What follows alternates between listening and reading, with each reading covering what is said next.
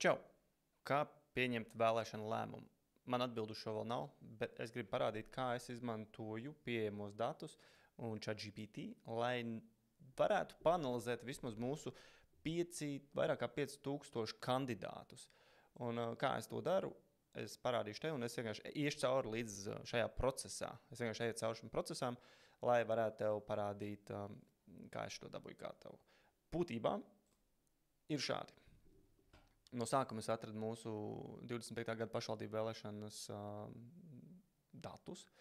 Šeit ir kandidātu saraksts. Es paņēmu 5925 kandidāti, mums 340 saraksti, ievēlējamo deputātu skaits ir 731. Tad es spiedu šeit uz visiem es paņēmu, un valā šeit izkrīt mūsu pilnīgi visi viņi, paņēmu tur un tas tā, anyway. Bet es vienkārši nokopēju, ieliku Excelī, vaļā, reku ir Excels, reku ir visi mūsu kandidāti. 5928. Un tad es to ieliku šādā veidā GPT. Un es parasti GPT, kad es iedodu datus, no sākuma uzdodu viņam jautājumu, what do you see? Būtībā, ko tu redzi? Kas ir tas, ko tu jau redzi? Un es vienkārši sākumā gribu saprast, ko viņš jau atšifrē.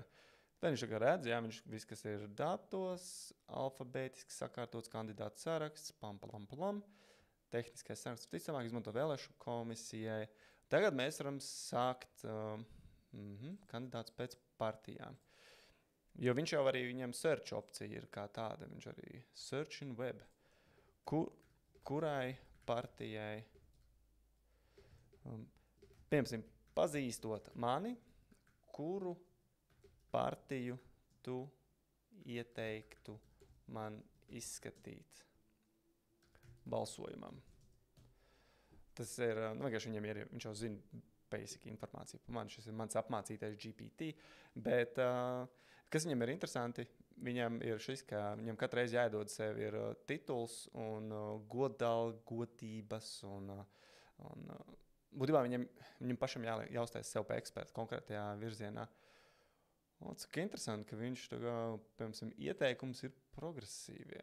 Šis nav apmācījis, es neesmu pieņēmis lēmumu ne pa vienu balsot, es vienkārši staigāju tad būtībā cenšos saprast, kas tas ir, ko vispār darīt, jo reklāmas ir diezgan skaidrs, Rīgā cīnās divi tur galvenie, man liekas, tas ir Latvija pirmajā vietā un jaunā vienotība, tur tā kā pām, tikmēr tur ir blakus arī pārējie.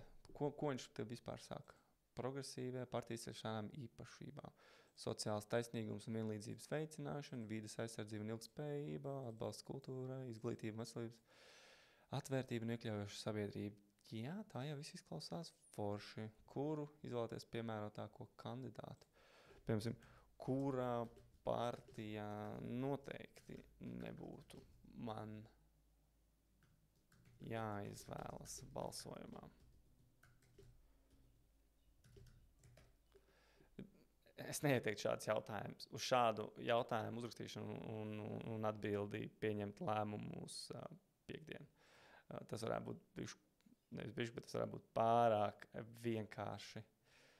Tad partijas, kuras ņemt vērā jūsu vērtībām prioritātes, ieteikt izvairīties no balsošanas Latvijas pirmajā vietā, līderis Ainārs Šlesers, kurš iepriekš bija saistīts ar vairākām korupcijas aizdomām un skandāliem, ideoloģija, labējais populisms, nacionālisms, eiroskeptisms. Šī te pat definīcijas jāvāk ārā, lai saprast, kas tas ir. Tad tur iemesli, kāpēc izvairīties korupcijas riski, Knaps ir konstatējis, vērtība neatbilstība, partijas uzsvers uz nacionālismu un konservatīsmu vai varbūt pretrunā ar jūsu atbalstītajām progresīvajām un iekļaujošajām vērtībām. Viņš zina kaut ko par vērtībām. Stabilitātei arī ne. Līderis Aleksejs Rosļikovs. Iemesli, lai izvairītos nepatiesu informāciju. Partijas bijusī deputāte ir sniegusi nepatiesu informāciju centrālajai vēlēšanu komisijai par savu izglītību un darba pieredzi. Kaut ko tādu atceros, ka bija kaut kas mēdījos. Vērtību un neatbilstība. Partijas darbība un nostāja var būt pretrunā ar jūsu atbalstītajām progresīvajām un iekļaujošajām vērtībām. Viņš divreiz vienu to pašu. Tā kā. Platforma 21, iepriekš likums un kārtība. Raimons Lazdiņš. labējais populisms, sociālais konservatīvisms, eiroskepticisms. No eiroskepticisms nav forši, jā, tur es varu piekrist. Un visiem viņiem izrādās, ir eiroskepticisms. Un suverēnā vara. Līderi Jūlija Stepaņenko, kristīgais konservatīvisms, tiešā demokrātija, Krievu minoritātes politika. Jā, labi jautājums, tā kā par kuras manas vērtības tu ņem vērā šo iesaku analizējot. Pieņemsim. Kas ir pats labākais, manuprāt, ko ir vērtīgi ko vērts apgūt GPT izmantojot, ir loģikas jautājums, kas ir atvērtā tipa jautājumi.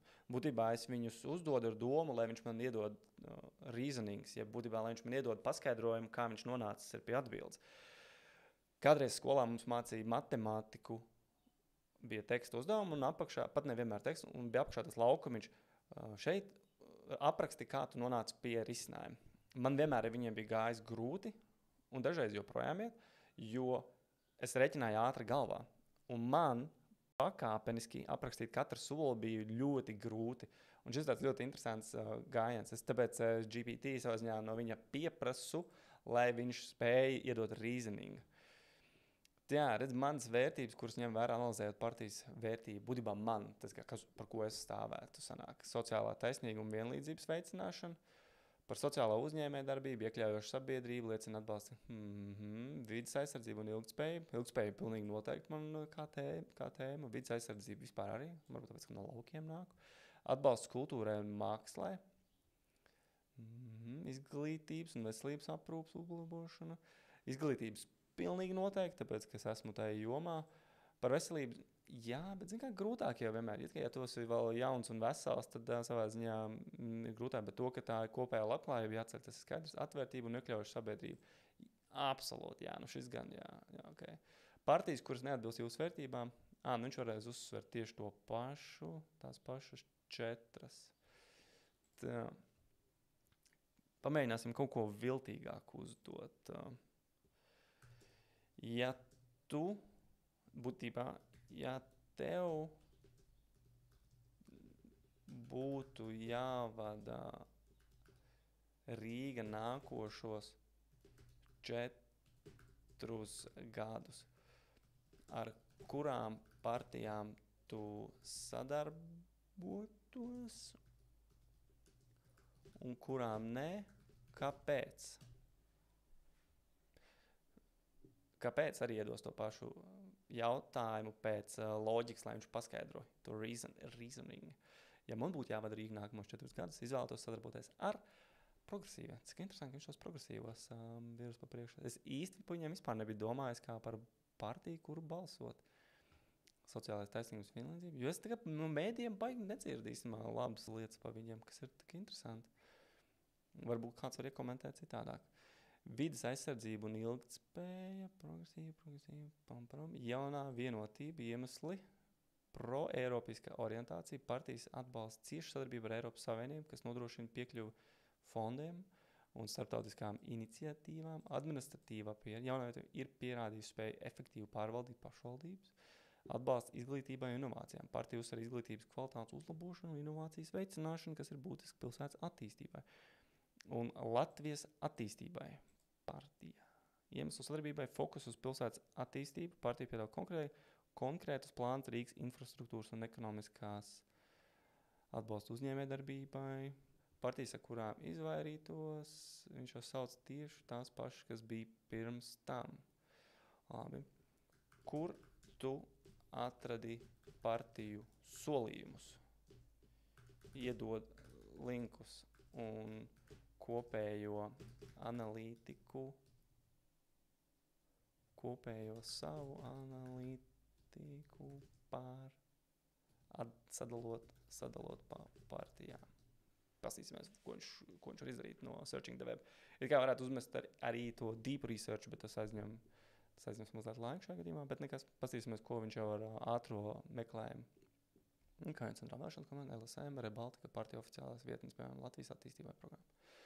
Rīgas domas vēlēšana 25. partija analīze. Progresīvē. Fokus. Sociāls. Baigi daudz tur tas progresīvais iet pa priekšu. Es joprojām nevienu neatbalstu šajā gadījumā. Jo es vienkārši cenšos izglītoties un saprast, vai GPT palīdz izglītoties caur prizmu, iedodot viņam visus cilvēkus. Drošs ceļš uz skolu, konsultatīvie referenti, drošs ceļš uz skolu. 10% budžeta sociālajām vajadzībām. Jauns un dinamisks komandas sastāvs ar uzsvaru uz ilgspējīgu attīstību. Tas ir Rebaltika, Rekvalv, kas ir Rīgas vēlēšanās. Atverās šāds. Centra partija. Par 60 Rīgas deputātu vietām cīnīsies 16 saraksti. Par vienu vairāk nekā iepriekšējās vēlēšanās. 16 saraksti. Jā, cik ne? Tik daudz par Rīgas deputātu vietām cīnīsies. Visi kapāsies, visi grib varu, visi te kaut ko grib. Nacionālā, sociālistiskā. Interesanti, kāpēc viņš nevienu gan izcīt. Jaunā vienotība, pro-Eiropa, infrastruktūras attīstība, izglītība un kvalitātes uzlabošana Latvijas attīstībai, Rīgas pozīcijas atjaunošana, platforma 21, fokus demogrāfijā, labklājība, izglītībā. Kā viņi pirmie, kur ielikuši demogrāfiju, cik interesanti. Latvija pirmajā vietā. Nacionālisms, konservatīvisms, sabiedriskā transporta bezmaksas nodrošināšana. Cik daudz vispār, man liekas, arī tam tur, kas bija stabilitātē. Vienmēr viņi sola tās pensijas, vienmēr viņi sola sabiedrisko autobusu un tā tālāk, un taču pāris gadus atpakaļ Rīgas satiksme pilnīgi easy pacēla savus cenas reiz 2 vienā dienā. Un bija augšā. Tas varētu ziņāt parāda, ka baigi jau izsmēties solījumi neko nemēr. Tas tāds tā kā savā ziņā liekas tāda muldēšana īstenībā par to visu jau gadiem. Tas jau es atceros, vismaz 20 gadus slauc vismā pensionārus ar šo domu, ka būs tā pensija. Un tad visu laiku pieliek tur pat 10 eiro. Bet labi, es arī sapratu, ka laikam statistika sanāca, ka uz katru pelnošo darbspējīgo cilvēku mums ir 3 ir jāuztur. Ņemot, jo valsts iestādēs viss ir jāuztur, pensionāri ir jāuztur, sanāk skolas un vispārējais. Uz katru darbspējīgo cilvēku ir jāuztur 3. Man liekas, jau statistika bija gan iztāda. Tas ir traki. Tagad ir mēs, ka tev jāuztur 3 cilvēki. Stabilitātei. Krievalodīgo vēlētāju intereses. Okay. Vismaz te diezgan skaidrs fokus. Sociālā garantija paplašināšana. Jā. Šis vienmēr, man liekas, kad stabilitātē bija saskaņa pirms tam. Apvienotais saraksts. Ieteicamās partijas sadarbībai. Labi, tas ir tas pats. Kuras partijas ir saņem vislielāko negatīvo mēdīju skatījumu, mēdīju attieksmi. Kurš partijas saņems lielāko? Lūdzu, redzēsim. Jo vispār, teikšu godīgi, ir diezgan pieriebies, kādā veidā notiek īstenībā tā komunikācija mēdījos. Un vispār, tiklīdz kā nāk vēlēšanas, tā pēkšņi visi kaut ko dara, visi kaut ko baigi runā, visi stāst, redz, cik mēs esam labi. Pēkšņi ielas sāk labot Rīgā. Domā, varbūt nav pamanījuši daudz to, bet es čist pamanīju, ka ielas sāk tikai šogad labot, tā kā nopietni daudz labot ielu. Pirms tam ik pa laikam kaut kas bija, bet tad, kad tuvojās vēlēšanas, tad ielas uzreiz sāk labot. Tātad partijas, kuras 25. gadā Latvijā saņem vislielāko negatīvo mēdīju attieksmi. Latvija pirmajā vietā. Bet man liekas, tā ir viņa stratēģija. Viņi diezgan mērķiecīgi iet pēc sava ziņā šī mēdīja heita. Viņi brauc uz negatīvu atsauksmu. Ainārs ar Waterfront projektu, kas jau, man liekas, no paša sākuma diezgan... viņš vienmēr ir pratis ļoti labi solīt tādā ziņā. Viņa kampaņas ir vienmēr bijušas visiespaidīgākās. To es atceros jau gadus, man liekas, kopš viņš ir, cik tur arī politikā. Viņam vienmēr bijuši tur uz pacēlājiem, konfetī, tur arēnā vai visu kaut kur. Viņam vienmēr bijušas ir iespaidīgas kampaņas. Bet arī tas negatīvais, jā, par to, ko viņam visu laiku. Viņš, pārāk. Tās personības iezīmes un šo partiju mainīšanas un savā ziņā viņš uz laiku ir saņēmis kaut kādu backfire, nerealizēties solījumi. Tas tomēr īstenībā baigi šauja atpakaļ, jā. Stabilitātei. Noklausījos ar to Virziena podcastu, ar Virziens, kur bija Broks un Roslikos. Visu elements izskrēja cauri, jo viņiem bija uztaisīti daži huki ļoti spēcīgi par to, lai viņš tur pasaka 3 sliktas lietas par Krieviju. Viņš neko nepateica. Un būtībā tāda sajūta tur tajos snipetos, kas bija izgriezt, ka viņš ir būtībā atsūtīts no Krievijas komandējumā. Viņš gan saka, ka viņš dzīvo Latvijā, bērni ir latviski, viss notiek, viss forši. Bet tāda kopumā tāda sajūta kaut kā, ka viņš ir komandējumā atsūtīts. Vismaz no tās intervijas man tāda sajūta radās. Apsūdzības par prokrievisku nostāju, dezinformāciju, kritiku par pretrunīgiem izteikumiem, mēdīju analīzes uzsver partijas retorikas potenciāli polarizēt sabiedrību. Platformā 21. Tur Gobzems, ko ir. Tiešām? Viņš vēl tur ir? Iepriekš likums kārtībā. Interesanti. Viņš jau vispār aizgājis mēdījos. Tagad viņš ir dzeltenā. Viņš tagad, man liekas, vairāk kā Rīgas Viļņas, kas saprot dabū uzmanību. Apsūdzības par populismu, ekstrēmistisku un retoriku. Jā, interesanti, vai tur tiešām kāds balso. Kas īstenībā baigi arī pierāda to, ka cilvēki, kas Latvijā dabū uzmanību, viņi arī saņem balsis. Un tas, diemžēl, ir sava veidā marketinga fakts, jo to var diezgan labi redzēt. Kaimiņš to pierādīja ar savu pirmo mēģinājumu ietiekšā. Diemžēl, žēl, ka viņš nenoturējās. Tā kā objektīvi, loģiski, saturiski, tajā visā, ko viņš darīja. Es nezinu, kur kādreiz būtu, varbūt viņš var pastāstīt, cik daudz lietas sagāja, tur varbūt šķībi. Bet viņš iegāja ar ļoti, man liekas, spēcīgu atbalstu no tautas, un beigās tas viss aizgāja saskāpi. Tas varbūt tas piemērs. Tātad suverēnā vara. Tātad, otrs tagad. Kuri no saraksta, kuru ielādēju, saņem kritiku mēdījos. Kuri cilvēki no saraksta, kur augšpildēja, saņem kritiku mēdījos.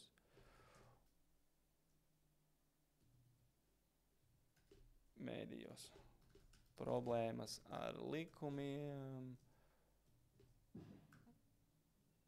Jā, sāksim tā, problēmas ar likumiem. Jo paskatīsimies, kā viņš tiek galā ar to sarakstu. Jautājums, protams, vai viņš visus tur 5900 paspēja izanalizēt, I don't know, bet kaut ko viņš iet caur Rebaltika, caur LSM, caur Facebook, viņš tur skatās tās lapas. Te parādās kaut kas jauns, Briedis parādās, partijas stabilitātei. Interesants gājiens, jā, ka Mairs pievienojās tajā partijā. Jā, Ainārs visur pirmajā vietā. Ja runa pa mēdījiem, tad Ainārs iet pa priekšu. Izplatījis nepatiesa informācija par mežu platību Latvijā. Cik interesanti. Apgalvojot, ka meži klāja tikai 30% valsts teritorijas, kamēr oficiālā data liecina par aptuveni 50%. Kas Mairim ar mežiem? Nesaprot. Šāda dezinformācija raisīs kritiku par kandidātu kompetenci un uzticamību. Jā, es arī tikko uztaisīju jautājumu. Labi. Jā, Gobzems un Julis Stepaņenko. Tātad, un kuri nākošie 10 pēc saraksta? Būtībā, kāpēc es eju caur šo negatīvo prizmu, ko man GPT palīdz saprast mazliet vairāk par viņiem visiem, ir ļoti vienkārši. Varbūt ir jāizvairās no šiem cilvēkiem. Es, protams, pieņemu domu, kad varbūt tas ir safabricēts, jā, kad mēdījis ir uzpērkami, jo ir mums izrādās mēdī ir pērkams reklāmas, ir viss kaut kas notiek, kad cenšas nomēlnot kādu, jo, ja sāk runāt par politiku, es sapratu, joprojām daudz veiksmīgāk ir uzvarēt citus nomēlnojot, nevis rādot labo. Nevienkārši arī tur psiholoģiski ir to, ka mūsu smadzenes daudz labāk reaģēja uz visu negatīvo nekā uz pozitīvo. Tādā ziņā tas ir interesants gājiens. interesants politiskais gājiens, kas vismaz tiek jau ļoti sen pasniegts. Tātad, ko mums tagad izdomāja uz jauno jautājumu? Tā, kur saņemšu ievērojami negatīvu mēdīju, tad ir aizprasīju, ka vēl papildus 10, neskaitot šos 4 kandidātus. Viņam citreiz atzīm, viņš slinks, tikko palika slinks, viņš tieši to pašu uzrakstīja vēlreiz. Nozīmē, ka viņš sāks slinkot. Citreiz ir pat labāk, ja redzu, ka viņš, būtībā, ko man ieteica, ja viņš sāks slinkot, tad ir citreiz vienkārši jāatver jauns čats un jāiedod pa jaunam informāciju. Tātad nākošie 10 ir negatīva uzmanība ir Ļubova, iepriekš politiskā darbībā izcēlsies pretrunīgiem izteikumiem un rīcību. Karīna Sprūde no Suverēnās, stabilitāte, platforma, būtībā, Sindī Bokāna, medijos izcēlās saistībā partiju darbībā, kas raisījuši sabiedrības neapmierinātību un kritiku.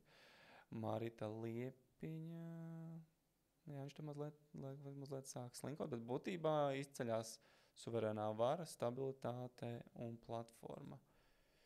Zinu, es pamēģināšu new chat, vienkārši palaidīšu jaunu čatu, un tā varētu būt pat vieglāk.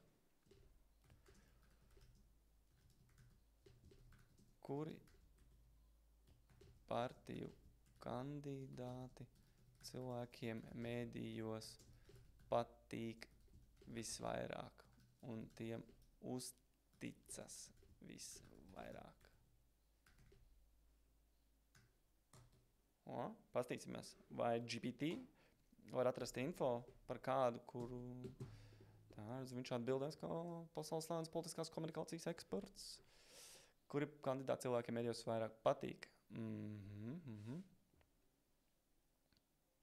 Pasēs, viņš tur kantāru paņēmis, atradz Latvijas fakti. Ir tāds Latvijas fakti vispār? Kuri populārākie, kuriem sabiedrība uzticās, mediju analīzes platformas?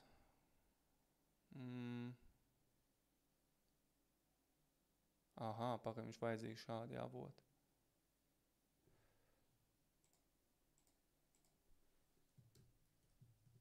Atrodi pats šo info avotos. Kas tā nu būs? GPT man liks vēl meklēt visas avots. Protams, varētu. Es esmu domājis par to, ka varbūt vajag visu informāciju savā kopā, lai varētu normāli viņu apstrādāt un pieņemt lēmumu, kurā AI palīdz orientēties šajās atbildēs. Sabiedrības atbalsts un uzticēšanās partiju līderiem. Wow, pasties. Vislielākais neatbalsts un atbalsts ir Aināram. Viņš izmanto šo amerikānisko pieeju, polarizējošu. Nav svarīgi, hate me or love me, you will think about me. Šis ir ļoti izteikts izmantas gadījums. Tad ir Ilze Indriksone, Nacionāla apvienība, saglabās stabilu 2. vietu partiju reitingos. Ilze Indriksone. Kā tu izskaties? Viņa ir Saeimas deputāte.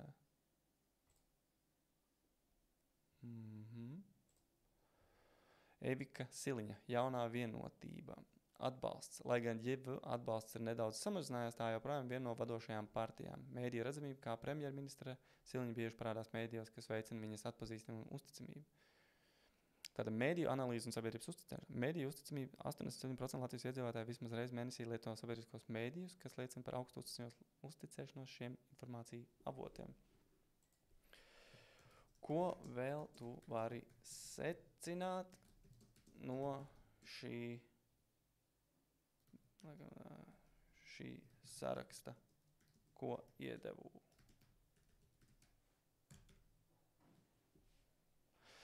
Es teikšu godīgi, pašlaik es pastrādāju ar GPT, ir iedots kaut kāds papildus skats. Es izdarīšu vēl papildus mājasdarbu, ievākšu vēl, es domāju, informāciju un pamēģināšu, viņš te atkal sāk slinkot, viņš būtībā uzrakstīja tieši to pašu vēlreiz. Bet šis bija tāds pirmais mēģinājums izmantot GPT, varbūt, ja viņš kaut ko savāk, un skaidrs, ka, redzim, viņš no internetā viņš var savākt kaut kādu web informāciju, un balstoties uz tiem cilvēkiem, es sapratu, es pajautāšu vēl kaut ko, jo oriģināli, piemēram, par ko balsot Kuldīgā. Redzēsim, vai viņš no saraksta Searching the web. Bet kāpēc tu tikai webu meklē? Man vajag, lai arī tu to failu atrod.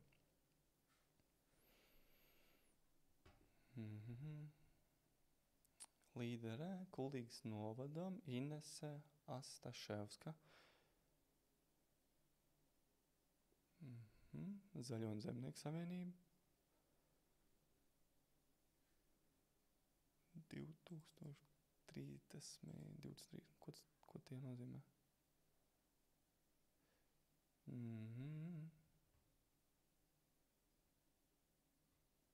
Okay. Kaut kādi cilvēki tad tomēr visu Latvijai tā zemē brīna zaļo un zemnieku Kuldīgas novadām, Publiskā partija Republika, jaunā konservatīvā Latvija pirmajā vietā. Bet ziniet, kā ir? Kāpēc mums ir tik daudz partiju? Tas vispār rada kopējās pārdomas. Kāpēc mums ir 16 partijas, kas Rīgas domē grib tiekšā? Kas notiek ar šo nespēju sadarboties? Labi, šīs mans pārdoms, kā paanalizēt cilvēks ar GPT un ko viņš dara, ja mēdījos šo informāciju ieliek. Es updatetošu vēlreiz, jo vēlēšanas tuvojās, un es gribu pieņemt, cik vien objektīvu lēmumu ir iespējams, jo tas ir svarīgi. Un kā pieņemt tādu lēmumu? Es uzrakstīju arī Armandam Brokam, varbūt viņš ir gatavs atnākt uz tiešraides sarunu, pastāstīt, kā viņš pieņem lēmumu, kā pieņemt labāku lēmumu. Ja viņš atnāks forši, ja neatnāks, nekas, pēc 4 gadiem varbūt. Ierakst komentāros, kā tu pieņemsi vēlēšanas lēmumu, uz ko tu balsties? Tīri uz emocijām, uz to, ko mēdījos tev pasaka, jeb arī tu iesi un analizēsi un centīsies tiešām saprast, kuriem cilvēkiem uzticēt šo Rīgu vai vienalga tavu pilsētu, tavu novadu uz nākošiem 4 gadiem. Un jautājums ir, vai tu uzticēsies viņiem tā, ka tu tiešām, viss kārtībā, viņi var realizēt to, ko viņi tagad sola, viņi cenšas tiešām kaut ko izdarīt, vai arī vienkārši tu uzticēsies, aizmirsīs un atkal neskatīsies pēc 4 gadiem, who knows what, tā kā iebalsos nākošos. Tādā ziņā neviens netiks turēts pie atbildības. Problēma ir ļoti vienkārša. Latvija ir jau, es esmu ar Latviju vienā vecumā, un kopumā, ja tā paskatās, ir lietas, kas mums iet, bet ir lietas, kas vismaz diezgan švaki iet. Tā kā, tiešām švaki iet. Paskatoties, kā var augt valstis, mums iet švaki. Vai var labāk? Es domāju, noteikti. Es politikā neeju, bet man ir jāspēj orientēties un jāspēj pieņemt lēmumus, un es gribētu pieņemt lēmumu tādu, kad es varu spēt viņu pamatot. Tā kā rakstu komentāros, kā tu pieņemsi lēmumu, par ko balsot.